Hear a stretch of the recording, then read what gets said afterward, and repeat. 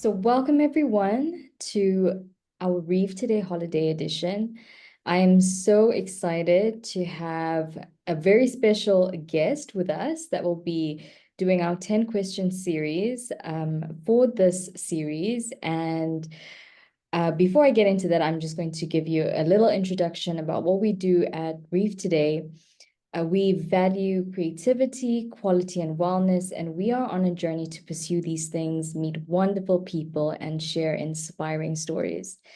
So, Joe, I'm so happy to have you participate in our series this year, and I want to introduce everyone to you. So, Oh, everyone, thank you.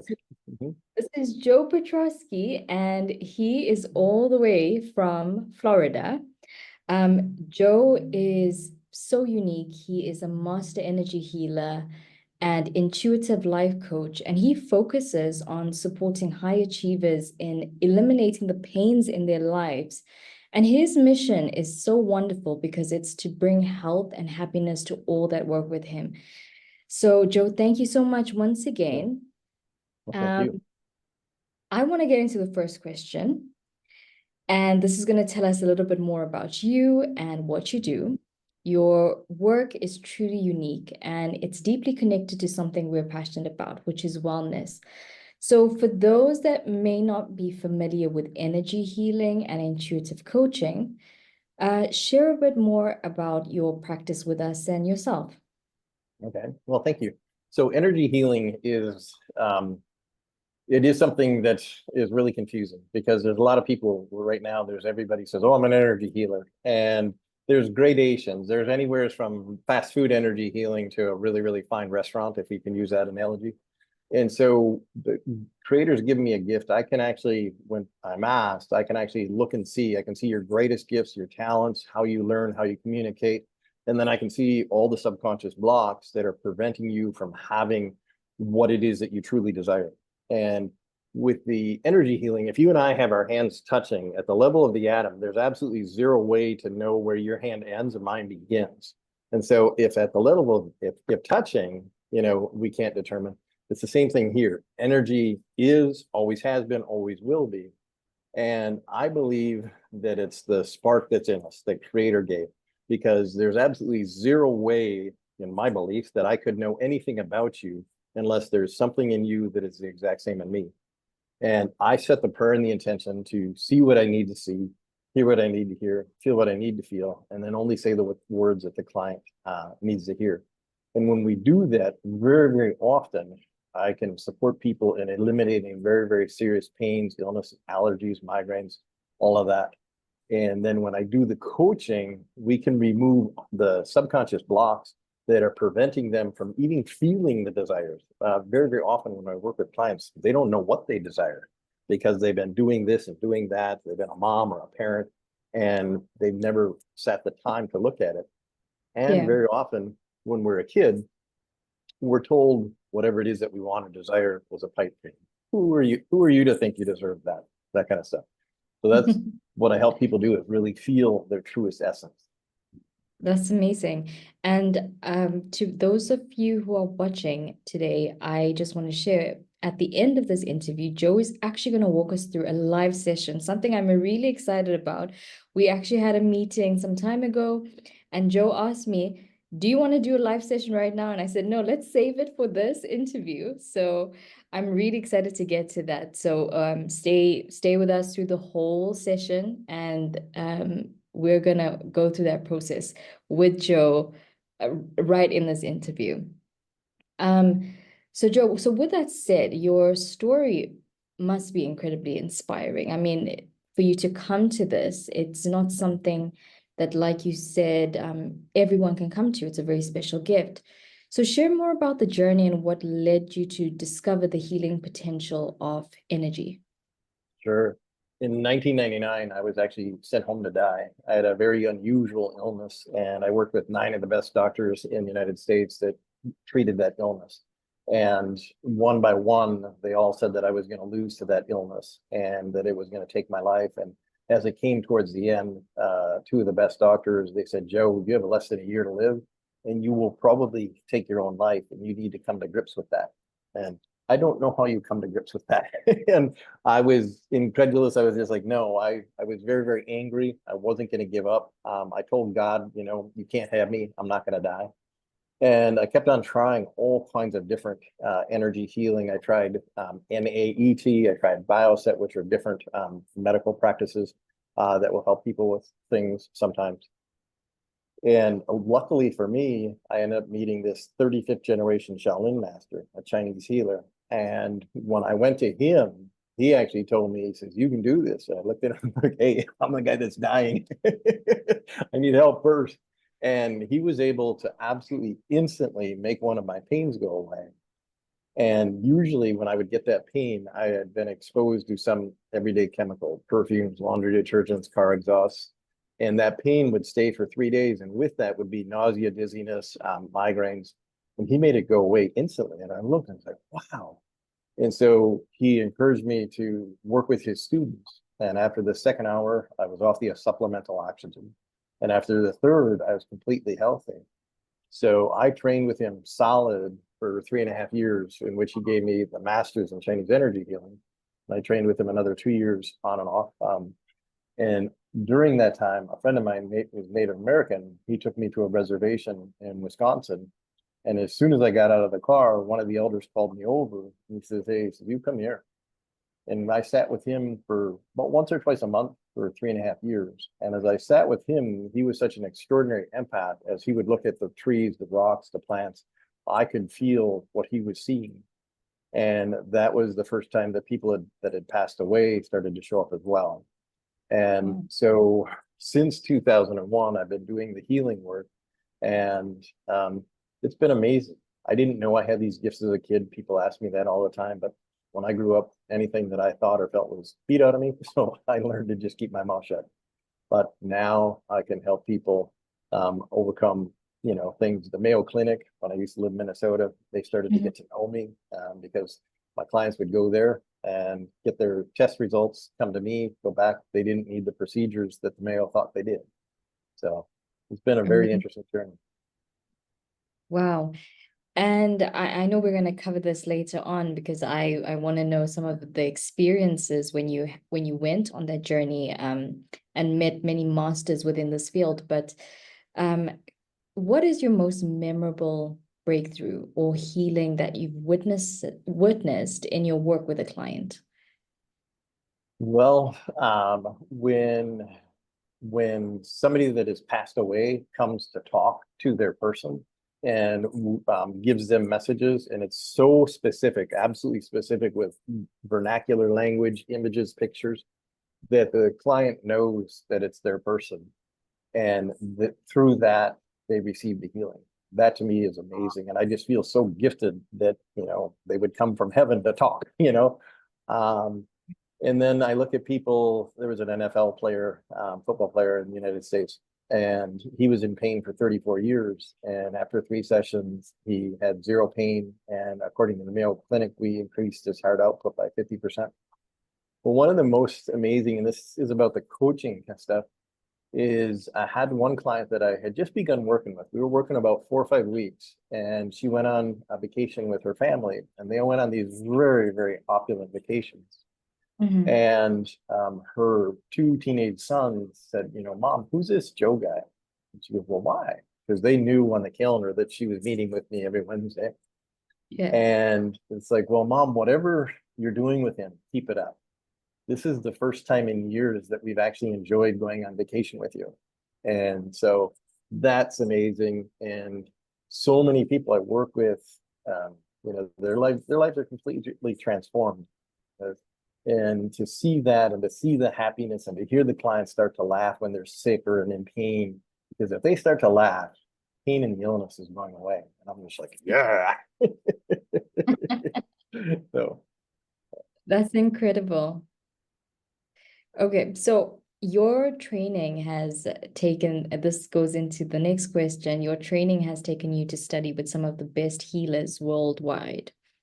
So in addition to that, what are some of the places you've traveled during this journey and working with these clients? What's the most remarkable lesson that you've learned along the way? Well, when I was taken in by that Native American elder, he brought me into some of the ceremonies that they had done, and he invited me into sweat lodges. And when I say sweat lodges, I want people to understand Native American sweat lodges are very, very pure. There's no drugs, no hallucinogens. It's literally where you make the choice to go in there and connect to Creator. It's very uncomfortable because it's very, very, very, very hot inside there. But you go in there, you drum, you chant, you pray, and you ask to hear. And when I've gone into the sweat lodges, the visions that I've seen have been amazing.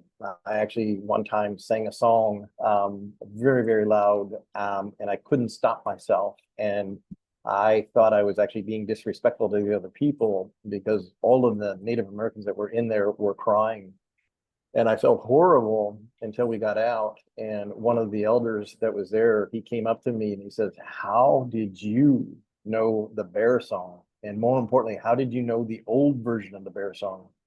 And I looked at him and I said, "I didn't know I knew the bear song." So when we go into prayer and meditation, it's amazing the things that can happen. Um, Outside of that, I've had the opportunity to talk with Dr. Dean Rodden. He's one of the most amazing quantum physicists, doctors of the time. And I spent about 30 hours talking with him, which was amazing because here's completely all the science, him talking about this. And I say, "This is how I see it." And we talked, and it was just fantastic to have me say, "Well, this is what I see. Oh my God, this is what it is." And he would tell me the scientific things of what I was seeing. And it was really cool. And then also with Dr. Bruce Lipton, Yeah. same thing. I met him and I said, "Hey, Bruce, in your presentation, you talk about this, and this is how I see it energetically." And he just erupts and he does this jumping jack. "That's it, that's it." And everybody's looking at it like, "What did?" And but so to be affirmed by science is pretty darn cool. And because it's amazing the things that I see and I feel. And so to have these world respected doctors to say, "Oh yeah, that's because of this and that's because of that," it's pretty cool, pretty awesome. Very, very cool. And just a question, the sweat lodges that you mentioned, are those Mhm. is it like created to be hot, or is it the environment? Yeah. So I'm not going to explain what the real tradition and the purpose is. I'll explain the physics of it or the logical aspect. The Mm. logical aspect of it is you spend all day preparing, and you walk the woods to get wood to burn, and you walk the woods to get big rocks that you heat, and you heat the rocks for anywhere from 4 to 7 hours. So the Oh, wow. rocks are sparkling and they're breaking because they're so hot. And then what Yeah. ends up happening is you go into this lodge that's quite tiny. You're almost shoulder to shoulder with your neighbor. Oh, wow. And you go in there, and what they do is there's prayers, and everybody gets to say their own kind of prayer. Mhm. And in the leader, the water pourer, he will tell the person to bring in so many rocks. And there's tradition and there's reasons for every single aspect, but I'll let people find that from other sources. I don't want to give it a thumbnail, or soundbite. Yeah. But Cool. you put these really, really hot rocks in there, and occasionally they will put a little water on it, which will make it incredibly hot. But it is almost and it's almost unbearable about how hot it is. And the Yes. idea is that you go through the pain and you realize that you can go through more pain than you think you can. And when you Hmm. go through that pain, you release to creator because the only way you can handle this, I mean, if you move just like this, it hurts. Oh my God, it hurts. You think about, wind chill or, windburn. Yeah. Um, but when you go past that and you connect to creator and you say, "Show me, teach me," and you're open to that, it's amazing the visions that you'll have. And very often when you're in there, somebody will say, "Hey Joe, I saw this for you. Can I share?" And it's like, "Yeah." Mm. And they'll say something. It's like, "Wow, I had that question and I didn't know the answer. Now I know the answer. So the sweat lodges, when they're done right, are amazing. But um, James Ray from The Secret, for example, he did a sweat lodge, which was BS. He had 50 people in there. He shamed, he blamed, he actually raised his voice and humiliated people. And there was a couple of people that actually died in there. And that wasn't a sweat lodge at all, not at all. That was an ego taking power over people. And in the Native American sweat lodge, there's no ego whatsoever. There's encouragement, there's challenge, there's respect, and there's free will.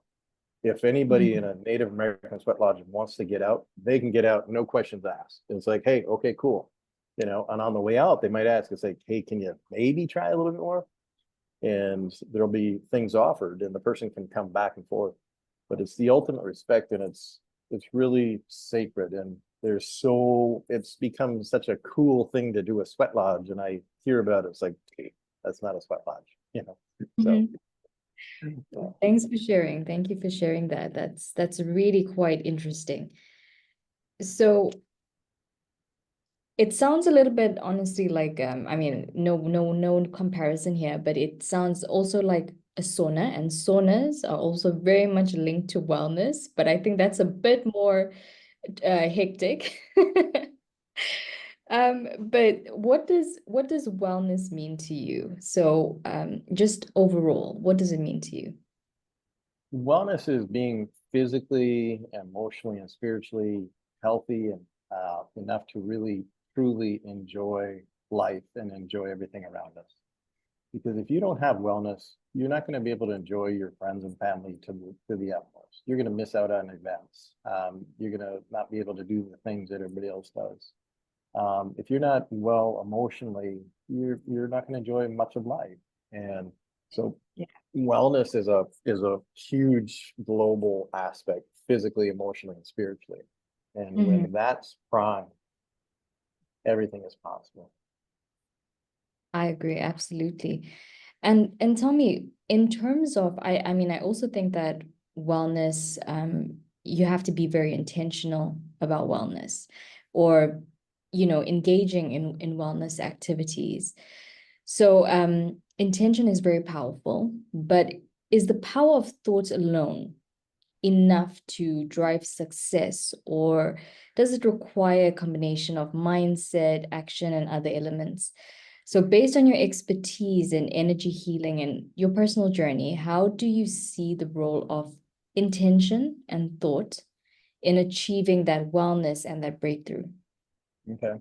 Well, one of the things that's kind of a side to this answer, my youngest client was a six week old baby, and my biggest client was a 16-hand Percheron, which is a huge horse. So I don't know what kind of intention either of those had. So because a lot of people think it's mind over matter and just think Yeah. yourself well, pray yourself well, do your affirmations. Uh-huh. And if it was intention alone, we'd never need self-help books. We would learn it once, we'd be able to do it, and that would be that. The reason that energy healing is so effective is that it goes beyond the intention, it goes into the physical, the emotional, and the spiritual, and it releases all of those blocks that we're not even aware of that prohibits us from being able to relax and have ease and enjoy life. And so Mhm. it's totally necessary though, because when I work with clients, very, very often what will happen is this, I'll say, hey, what's coming up is this, this, and this. And like there was a woman last night, she's got all kinds of eye problems. And when I was working with her, talking with her, I said, well, okay, well, we can do physical stuff, but we have to get it to the point where you actually like yourself. Mhm. We have to get it to the point where you don't feel like you're always being screwed, that you're under, God's thumb. We got to Yeah. get it to the point. And so mindset is in is is necessary. But I've met so many people and clients that are beautiful, wonderful, fantastic, loving, creative, purposeful people that are still stuck, that still have the illness, or still, in the coaching aspect, they get so far in their career, but that's it. Or Yeah. they always have relationships with, bad people.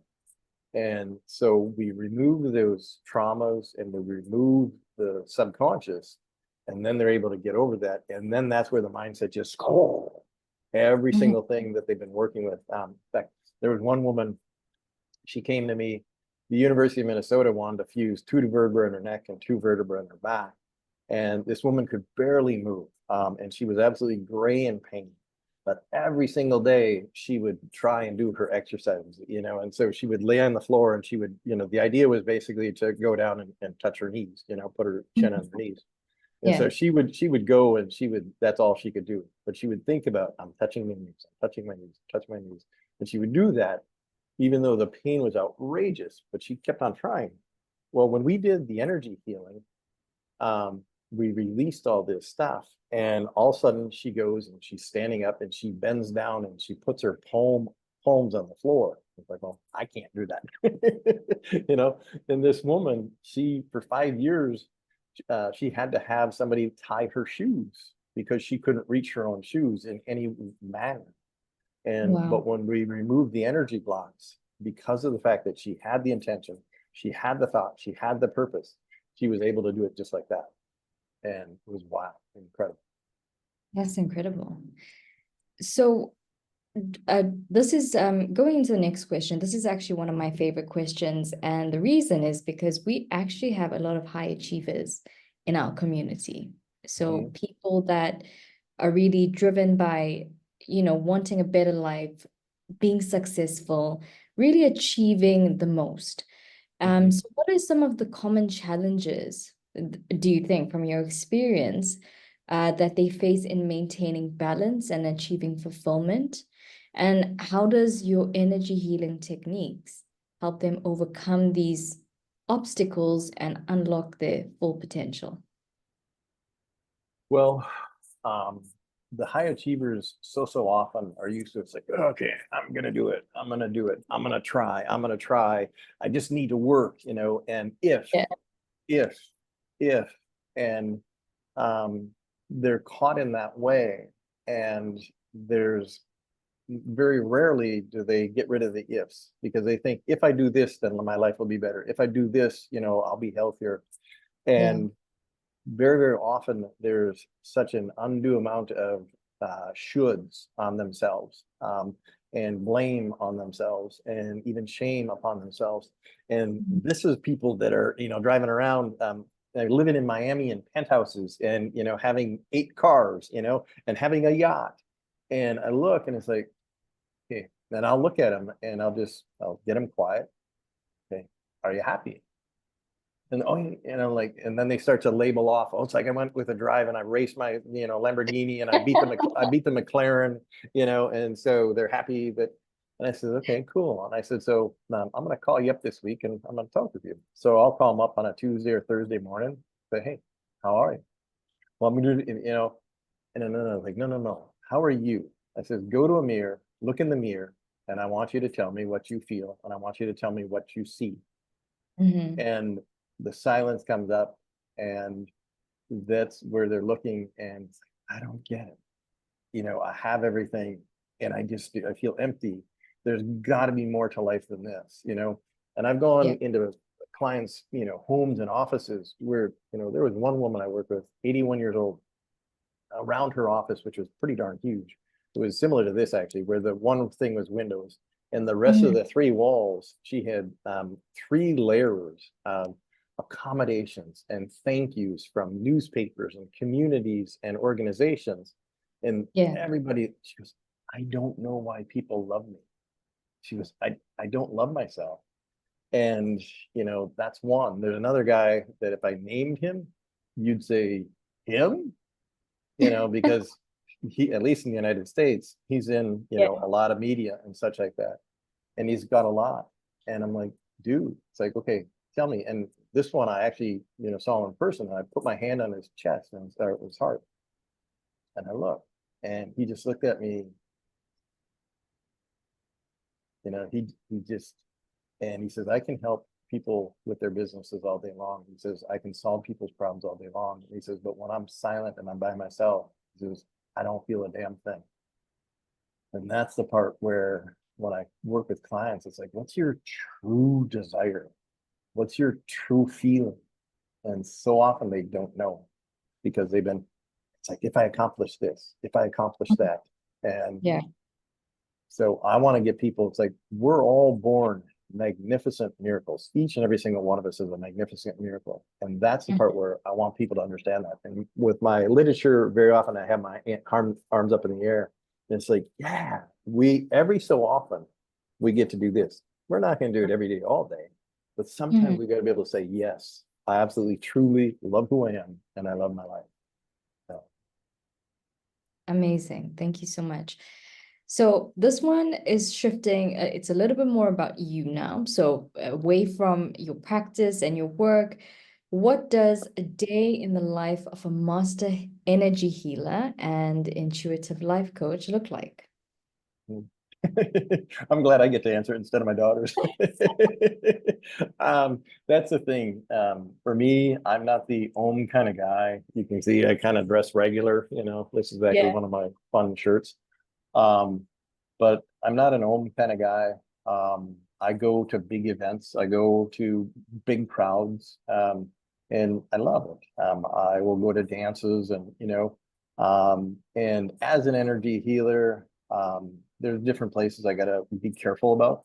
Like for example, I don't believe that I will ever go to Bourbon Street again in Louisiana, New Orleans.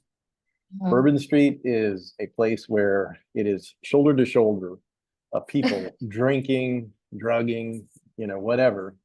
Yeah. And when the Native Americans called alcohol spirits, and they called it because they could actually see the spirits come out around people when they started to lower their vibration by drinking.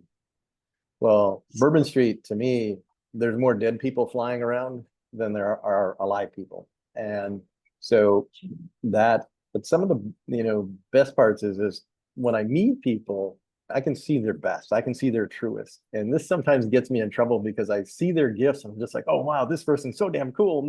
And they think I'm hitting on them. I was like, no, you get incredible energy. And I want to find out about you. I want to find out, are you a seer or a healer or are Yeah. you an incredible artist?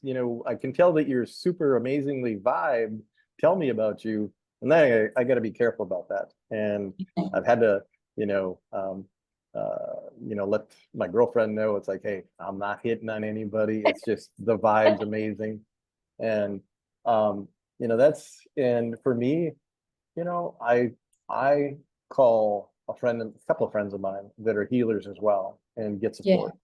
And when life events, come around, it's hard, especially lives, like the COVID crap, I Mhm. actually, when I was sick, Dr. Fauci's papers were used by the hospital to tell me why they weren't going to wear masks.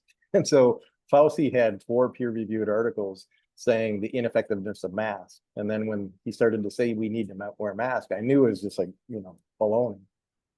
And so I can see lies real quickly, and Yeah. that irritates me and stuff. But as a whole, I just enjoy, I enjoy everything. And I do have to take extra time to connect. I'll just sit on the ground, I'll sit up against a tree, I'll go simply lay down. Because when I look at you, and we'll tell this in a little bit later, when I look at you, I just don't see the regular person. I see sometimes the people that are around you that have passed. I can see your talents and gifts. I see way more. So if you can imagine putting like a Picasso painting behind you or a huge bouquet of flowers behind you, and every single one of those flowers is an Mhm. aspect of you, that's what I see. I see the aspects. Wow. And so I have to take time and chill. And if I go to a party, I'll be at a party for a while, but then I'll go out, on the balcony or go out in the garden and just sit by myself for a while and then go back, Mhm. you know. And when I'm done, best thing for me is to take a shower or go swimming to clear the energy off me, you know. So, Lovely, lovely. That's beautiful. I love the analogy. And it's also tied to, inspiration in a way. And it leads us into the next question, which is, what is the most unexpected or unusual source of inspiration you found, either in ancient healing or in modern science? the sweat lodge, story that I Yeah. told you, Yes. that was amazing. And then when people that had passed away come and talk, Mm. that's utterly amazing. And one time I had a client, and I call him a boy. He was 31 years old, but he was, he had Down syndrome, among many, many other issues. And his mom brought him into me. And this 31-year-old person, um, never spoke a word in his life. But Mhm. when he saw me, he says, "You can hear me." And I'm like, uh-huh. And he spoke Wow. for 45 minutes, um, never saying an English word, never saying, I mean, he made all kinds of noises as he was talking, oh, whoa, whoa, whoa, because he was so darn excited. But he told me about his mom, his second mom, three of his caregivers, and his sister. So much so that when I met these people in person, I'm like, "Oh, you're the one that got him into the baseball caps because he always loved baseball caps. You're the one that taught him about ice cream. You're the one that when he was sick, kind of scared him because you put a cold rag on his head." And uh, and so and then he said, "Hey," he said, "Joe, this is for you." And I get emotional still. He let me feel what it was like for him to be connected to God, creator source. And it was utterly, totally amazing. That feeling and that connection. That was wild. And then, and then just to see people and they're told it's permanent. There was a 14-year-old girl and she came in and she couldn't move her hand. That's all she could do. And at the end, she did this. And so to have stuff like that, people question, it's like, how can you ever question that there's a God or source or creator, And there's no way that Joe can do this stuff. It's, creator working through, that it happens. Incredible. This is not actually part of the questions, but I'm curious to know, have you ever been scared of your gift, or has it ever taken you aback? When I first started to do it, yeah, it freaked me out because, so I alluded a little bit, when I was a kid, I got beat at home and I got beat at school. I had religion used, against me. I was raised Catholic. I was told full well many, many, many times I was going to hell because I was a bad boy, and but I never acted up, so I don't know. And So when I started to do this, like I say, people really didn't care to listen to me. They didn't encourage me when I was a kid. And then all of a sudden, there was a friend of mine and she had blown her knee and they said that she was going to need ACL surgery. Well, when we worked on it, I saw, just like if you did a dissection, I saw what was going on. I saw that there was fluid. I saw that there was some infected fluid. I saw that the ligament was torn. And, um, and, in a short time, she actually did a squat and um, she brought a Coke can with her and she actually her butt touched the Coke can and she was able to stand up. And when that happened, it just like, yeah, it totally blew my mind. And so luckily I was introduced to a woman that has become my mentor. She's a minister. She's also an intuitive or a psychic and a healer. And it was really beneficial for me to meet her and say, I have no idea what's going on. This is happening, this is happening. And my life is Yeah. completely turned upside down. And so she was able to support me by saying, I see this, I see this, I see this. You're not crazy. And so that was really helpful. And it's also something that, yeah, I've been given the gift, but sometimes I can't help people. And Yeah. that's a bummer. I mean, that's a real bummer. I had a beautiful 5-year-old girl come in and she had cancer. And uh, and I knew I couldn't help her. And that sucked. Um, and I have to realize I'm not God, I'm not Jesus, and I can only do my best. And so I just be honest with people. I can tell if I can help them or not. And so I say that. And I say the ways that I can support them. And I tell them the ways that I don't think I can.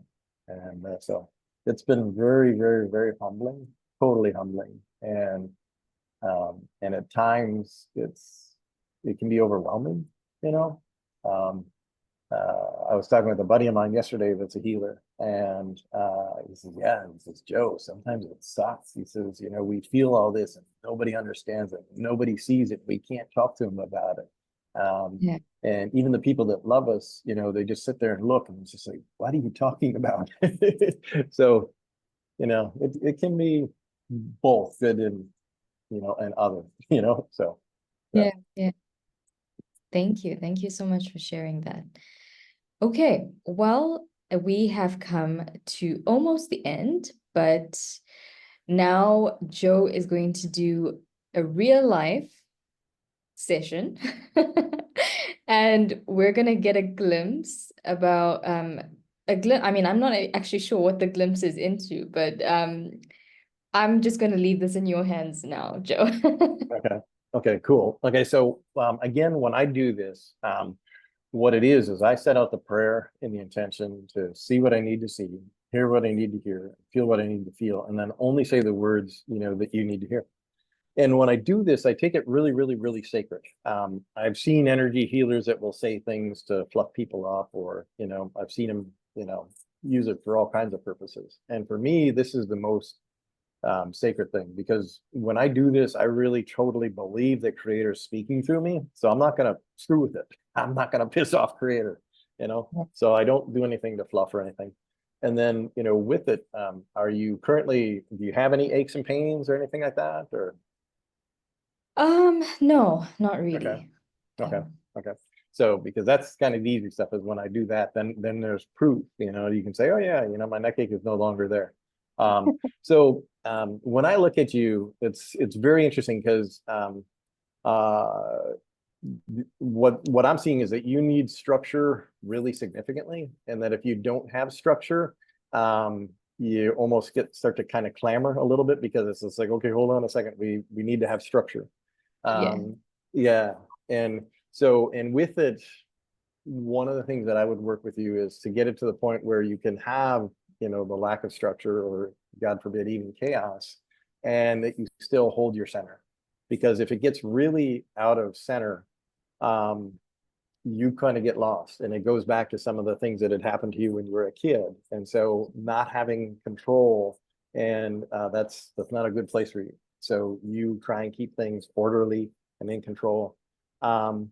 You do hold yourself back at times, because you in some ways see people like I do, where you see the gifts and you see the beauty in them, and but you kind of are reserved, and you are thinking, oh, they don't want me to gush on them. If I say this, they'll be thinking I'm gushing on them, or you feel almost like it's a boundary situation. And so you hold back some of the compliments and some of the beauty that you see about others. Is that a fair statement? Yeah, I mean, I would say that I could definitely be more vocal, I guess. Yeah. And that's the thing, and so what we look at is there's different analogies. And so one of the things is, and it's very, very interesting, because there's a total shift in the world and how things are happening. Because one analogy that I would say is that you're kind of like a lighthouse. Okay, a lighthouse, all it needs to do is just shine its brightness, and people find their way to safety, find the answers, and things like that. And so being a lighthouse, you have to be able to be the one to basically shine. And it's also being a foghorn a little bit too, where it's like you need to make the noise, occasionally. You need to speak up occasionally, so people don't make the goof ups, so they don't screw up, or so the project doesn't go awry. And Mhm. I would ask you to both of those, to really truly allow. It's like, yeah, I might be the brightest bulb in the room, and I need to shine that brightness so people catch themselves from goofing up. And the Mhm. foghorn, you don't need to bellow at people, but you might need to say, whoa, to support people in not making the error, and to not let the project go awry. Does that make sense? Mhm. Absolutely. It Yeah. resonates 100%. Yeah. Um, you're completely spot on with everything that you said, because so often I feel like, as an individual, or especially in a position where you're working with many people, you often do have to be that standalone lighthouse. But because you're in that position, you tend to be very reserved or conservative because you have to hold a specific kind of stature, right? And becoming more vocal and is something I can definitely, and I've been wanting, to work on much more. And it's something that I have actually, put down even in some of my writings, I think. Yeah. And it's so funny that you mentioned the lighthouse because I'm such a big fan of lighthouses. And you won't believe this. My favorite movie is centered around a lighthouse. Well, cool. My Cool. favorite movie from all time is centered around a lighthouse. And the crazy thing about that is I always refer back to the analogy. And just by the way, for anyone watching, Joe and I have not had any types of conversations regarding anything. Joe doesn't know me very well. We just spoke once and we decided on doing this interview. And I know him through a very great community with Stephanie Bonte Lebert, the EBN community, which is a phenomenal networking group. But just to clarify, Joe doesn't know much about me. So that's incredible. The lighthouse analogy is 100% spot on. Okay. Yeah. You know, and so that's what I would do is I would start with that kind of stuff, and then I would go deeper into, more personal things and talk about that. And, and it's what I would look at. Do you want me to go a little bit deeper, or is this good? I think this is good. Okay. Okay, cool. Yep. I think if it goes any deep, I'm gonna have to, that's gonna be a lot more on a personal session. But I Sure. think it's a great start to show people or the viewers watching just exactly how you begin this process. Mhm. Um, and I love how you introduced the process in the beginning to me as well. You said you only say what you need to say. You don't go beyond that. Yeah. And Hmm. I think that's Hmm. very beautiful. So, um, with that said, to invite people on this journey with you, what is something you would say to anyone who comes across this interview or session? What would you like to tell them if they possibly have pains or they have a struggle or challenge in their life? I mean, they don't even have to have a challenge or a specific challenge or a struggle in their life. Hmm. It could just be wanting to have someone talk them through something like you just did with me, or give them a perspective, a fresh perspective, or like you said, you identify those challenges. And so what would you say to someone or anyone rather that is interested in taking the next step? So on my business card, they can go to joep360.com, and on there is a calendar link. And I always ask people, it's like, if you want to talk, hit the calendar. There's a 30-minute discussion, and we simply talk. Okay, I don't pressure people into stuff. I don't want to work with people unless they say, hey, I want to work with you.